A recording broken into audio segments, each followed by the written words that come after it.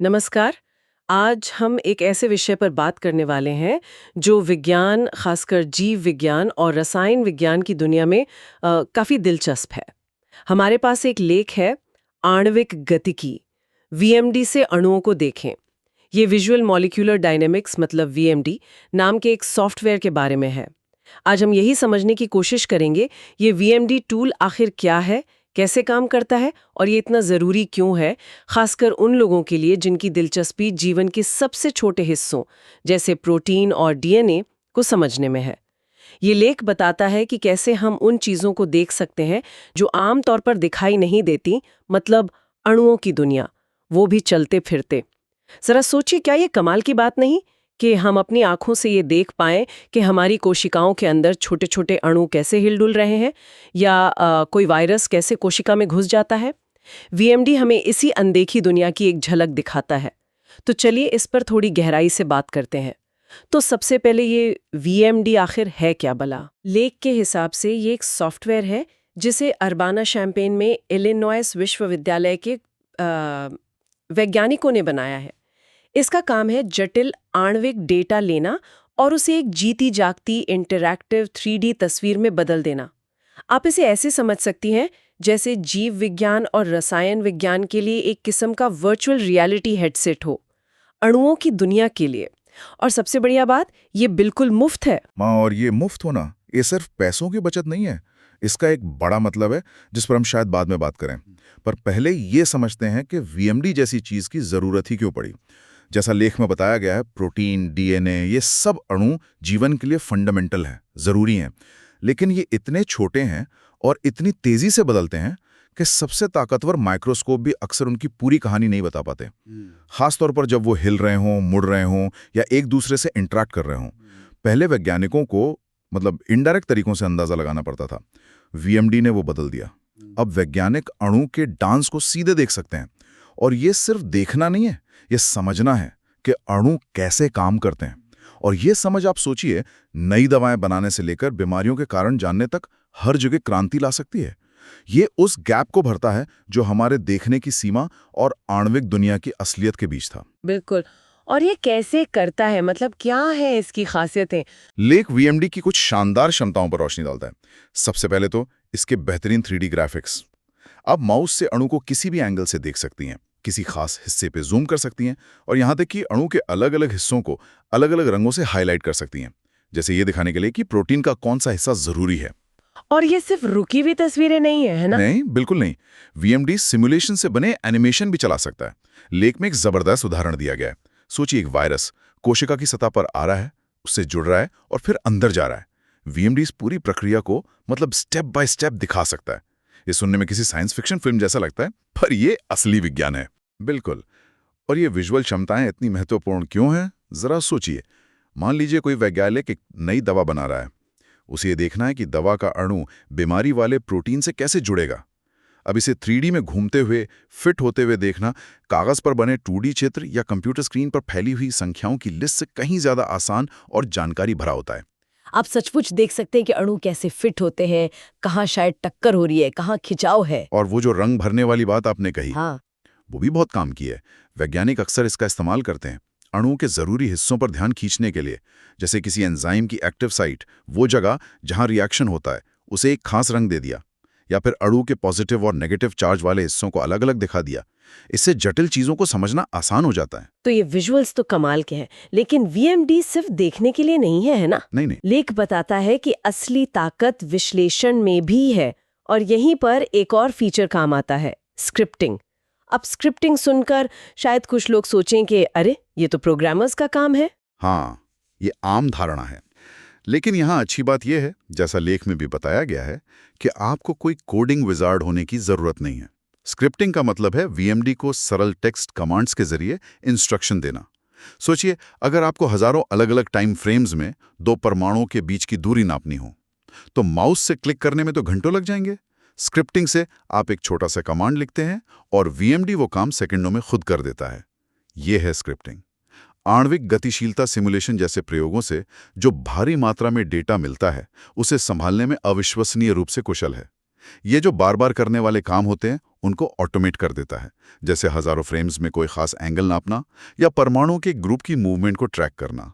इससे रिसर्चर्स का समय बचता है, वो डेटा तैयार करने में कम और उसके विश्लेषण और नतीजे निकालने पर ज्यादा ध्यान दे सकते हैं। अच्छा। और ये कि बुनियादी स्क्रिप्ट्स भी काफ़ी पावरफुल हैं। इसका मतलब है कि ये सुविधा सिर्फ कंप्यूटर एक्सपर्ट्स तक ही सीमित नहीं है। लैब में काम करने वाले वैज्ञानिक भी इसका फ़ायदा उठा सकते हैं। वाकई दिलचस्प। तो अगर कोई इसे आजमाना चाहे तो शुरुआत कैसे करे? क्या ये मुश्किल है? जानकारी के मुताबिक वीएमडी के साथ शुरुआत करना काफ़ी आसान है। इसे वीएमडी की ऑफिशियल वेबसाइट से मुफ्त में डाउनलोड किया जा सकता है और ये विंडोज़, मैक, लिनक्स मतलब लगभग हर कंप्यूटर पर चलता है। हाँ, ये अच्छी बात है। एक्सेसिबिलिटी। डाउनलोड और इंस्टॉल करने के बाद अगला कदम होता है एक अणु फाइल लोड करना। लेख में प्रोटीन डेटा बैंक यानी पीडीबी फाइल का जिक्र है। ये पीडीबी फाइलें क्या होती हैं? हाँ, पीडीबी फाइलें दरअसल ये टेक्स्ट फाइलें होती हैं जिनमें अणु के हर परमाणु के 3D कोऑर्डिनेट्स मतलब x, y, z पोजीशन लिखे होते हैं। ये डेटा असली प्रयोगों से आता है, जैसे एक्सरे क्रिस्टलोग्राफी या एनएमआर या फिर कंप्यूटर सिमुलेशन से। और ऐसी हजारों फाइलें प्रोटीन डेटा बैंक जैसी वेबसाइटों पर मुफ्त में उपलब्ध है। अच्छा। वीएमडी में आप बस फाइल मेनू में जाकर न्यू मॉलिक्यूल चुनते हैं और अपनी पीडीबी फाइल लोड कर लेते हैं, बस। और जैसी फाइल लोड होती है, अणु स्क्रीन पर आ जाता है। फिर आप उसके दिखने के तरीके के साथ खेल सकती हैं। लेख कुछ स्टाइल्स बताता है, जैसे कार्टून मोड। ये प्रोटीन की ओवरऑल फोल्डिंग और उसकी सेकेंडरी स्ट्रक्चर्स, जैसे वो स्प्रिंग जैसे अल्फा हेलिक्स और चपटे रिबन जैसे बीटा शीट को बहुत अच्छे से दिखाता है। हाँ, वो काफ़ी पॉपुलर है। या फिर अणु के हर एक परमाणु को उसकी जगह और साइज के साथ देखने के लिए VDW यानी वैन डर वाल्स मोड। ये दिखाता है कि परमाणु असल में कितनी जगह घेरते हैं। लिकरिश मोड भी है, जो बॉन्ड को स्टिक्स की तरह और परमाणुओं को छोटी बॉल्स की तरह दिखाता है। इससे अणु का ढांचा समझना आसान होता है और आप परमाणुओं को उनके टाइप के हिसाब से रंग भी दे सकती हैं, कार्बन ग्रे, ऑक्सीजन लाल, नाइट्रोजन नीला वगैरह। बिल्कुल। और अगर कोई कहीं अटक जाए तो शुरू में ऐसा हो सकता है, तो लेख में ये भी बताया गया है कि वीएमडी वेबसाइट पर नए यूजर्स के लिए काफ़ी सारे ट्यूटोरियल मौजूद हैं। ये ट्यूटोरियल अक्सर बहुत बेसिक चीज़ों से शुरू करते हैं, जैसे माउस से अणुओं को कैसे घुमाना है, जूम कैसे करना है, परमाणुओं को सिलेक्ट कैसे करना है या दो परमाणुओं के बीच दूरी कैसे नापनी है। ये स्टेप बाय स्टेप गाइड काफ़ी मददगार हो सकते हैं। और ये पहलू फिर से उसी बात पर जोर देता है जो हमने पहले कही थी, साइंस का डेमोक्रेटाइजेशन। ऐसे शक्तिशाली वैज्ञानिक उपकरण सिर्फ कुछ चुनिंदा बड़े संस्थानों या विशेषज्ञों के लिए ही नहीं होने चाहिए। वीएमडी का मुफ्त होना और सीखने के साधनों का उपलब्ध होना ये पक्का करता है कि दुनिया भर के छात्र, शिक्षक और छोटे रिसर्च लैब्स भी इसका इस्तेमाल कर सकें। इससे विज्ञान ज्यादा इंक्लूसिव बनता है। ये तो बहुत अच्छी बात है। तो असल में इसका इस्तेमाल कौन-कौन कर रहा है? क्या ये सिर्फ यूनिवर्सिटी के प्रोफेसरों और दवा कंपनियों के बड़े वैज्ञानिकों के लिए? लेख साफ करता है कि ऐसा बिल्कुल नहीं है। छात्र इसका इस्तेमाल कर सकते हैं जीव विज्ञान और रसायन विज्ञान को समझने के लिए। सोचिए, स्कूल या कॉलेज में डीएनए कैसे कॉपी होता है। ये किताब में पढ़ने की बजाय अगर छात्र वीएमडी में डीएनए के दोनों स्ट्रैंड्स को खुलते हुए और नए स्ट्रैंड्स को बनते हुए देखें, तो कॉन्सेप्ट कितना मजेदार और यादगार बन जाएगा। ये रटने की बजाय देखने और समझने का अनुभव है। बिल्कुल, देखकर सीखना हमेशा बेहतर होता है, खासकर ऐसी जटिल चीजों में। और फिर आते हैं प्रोफेशनल फील्ड्स, जैसे फार्मास्यूटिकल या बायोटेक कंपनियां। लेख के अनुसार यहां वैज्ञानिक वीएमडी का उपयोग करते हैं दवाओं के टारगेट प्रोटीन्स की संरचना का विश्लेषण करने के लिए, और जो दवा के अणु वो डिजाइन कर रहे हैं उन्हें ज्यादा कुशलता से बनाने के लिए। वो सचमुच देख सकते हैं कि उनकी डिजाइन की हुई दवा प्रोटीन की पॉकेट में कैसे फिट होती है, कहाँ बदलाव की जरूरत है। इससे नई और बेहतर दवाएं बनाने की प्रक्रिया तेज हो सकती है और इससे पैसा और समय दोनों बचते हैं। हाँ, ये तो बहुत बड़ा फायदा है। और जाहिर है यूनिवर्सिटी और रिसर्च संस्थानों में शोधकर्ता तो इस पर बहुत ज़्यादा निर्भर करते ही हैं। लेख खासतौर पर कोविड-19 महामारी के दौरान इसके उपयोग का जिक्र करता है। वीएमडी ने दुनिया भर के वैज्ञानिकों को SARS-CoV-2 वायरस, वही वायरस जो कोविड-19 फैलाता है, उसके अलग अलग प्रोटीनों की संरचना को समझने में मदद की। हाँ, वो स्पाइक प्रोटीन वगैरह। बिल्कुल। इससे ये समझने में आसानी हुई कि वायरस कैसे हमारी कोशिकाओं में घुसता है और कैसे फैलता है। ये जानकारी टीके और दवाएं बनाने के लिए बहुत जरूरी थी। यहाँ एक और दिलचस्प बात लेख में बताई गई है। वीएमडी का इस्तेमाल सिर्फ लैब तक ही सीमित नहीं रहा, बल्कि समाचारों में विजुअलाइजेशन बनाने में भी इसका योगदान रहा है।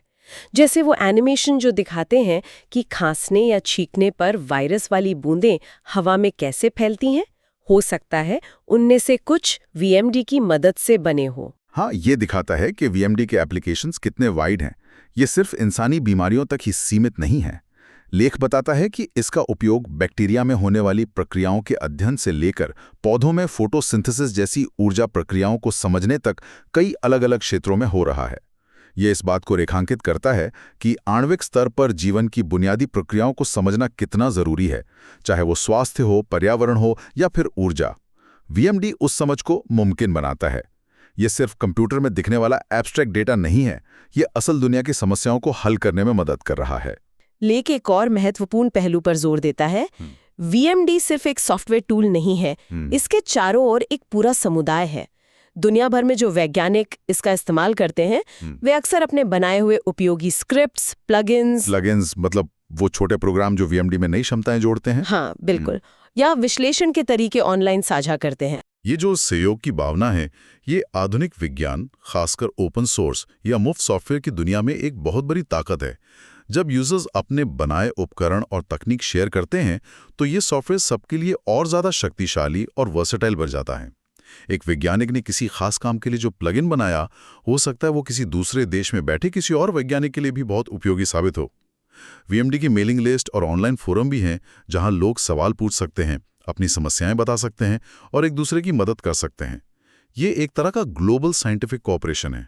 और ये टूल रुका हुआ नहीं है, ये लगातार बेहतर हो रहा है। लेख बताता है कि इसमें हाल में कई सुधार हुए हैं, जैसे आर्टिफिशियल इंटेलिजेंस यानी एआई तकनीकों को बेहतर तरीके से इंटीग्रेट किया गया है। हाँ, एआई का रोल बढ़ रहा है, जो सिमुलेशन चलाने और उनके नतीजों का विश्लेषण करने में मदद कर सकती हैं। साथ ही जीनोमिक्स और क्रायो इलेक्ट्रॉन माइक्रोस्कोपी जैसे क्षेत्रों से आने वाले बहुत बड़े और जटिल डेटा सेट को संभालने की इसकी क्षमता भी बढ़ाई गई है। ऐसा लगता है कि ये वैज्ञानिक समुदाय की बदलती ज़रूरतों के साथ कदम से कदम मिलाकर चल रहा है। बिल्कुल। एआई और बड़े डेटा को संभालने की क्षमता जैसी तरक्की बहुत महत्वपूर्ण है। जैसा कि लेख इशारा करता है, जीव विज्ञान आजकल बहुत ज़्यादा डेटा पैदा कर रहा है। कंप्यूटर सिमुलेशन में अब अरबों परमाणु शामिल हो सकते हैं और ये टेराबाइट्स में डेटा उत्पन्न कर सकते हैं। इतने सारे डेटा में पैटर्न खोजना या ज़रूरी जानकारी निकालना इंसान के लिए मुश्किल हो सकता है। यहीं पर एआई मदद कर सकता है। पैटर्न खोजने में, कुछ अलग या असामान्य हो रहा हो तो उसका पता लगाने में, या ऐसे सिमुलेशन चलाने में जो पहले संभव नहीं थे। ये सब दिखाता है कि वीएमडी सिर्फ एक पुराना स्थापित उपकरण ही नहीं है, बल्कि ये आणविक मॉडलिंग और सिमुलेशन के फील्ड में आगे भी लीड करता रहेगा। तो कुल मिलाकर देखें तो ये लेख विजुअल मॉलिक्यूलर डायनामिक्स यानी वीएमडी को आणविक दुनिया में झांकने के लिए एक शक्तिशाली और सुलभ खिड़की के रूप में पेश करता है। बिल्कुल।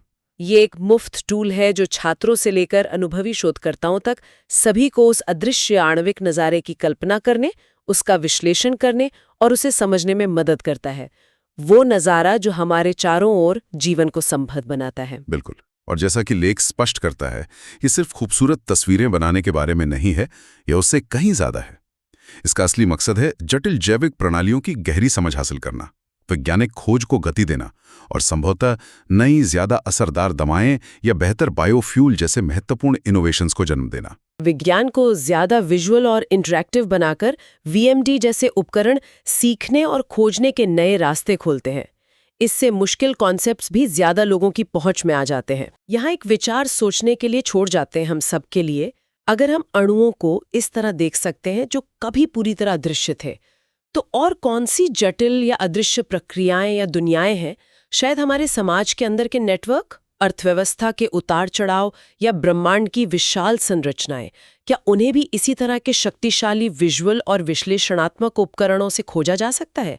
और वीएमडी जैसे शक्तिशाली वैज्ञानिक उपकरणों तक इतनी आसान पहुंच का समाज के लिए, इनोवेशन के लिए और हमारी दुनिया की समझ के लिए क्या मतलब हो सकता है? सोचने वाली बात है।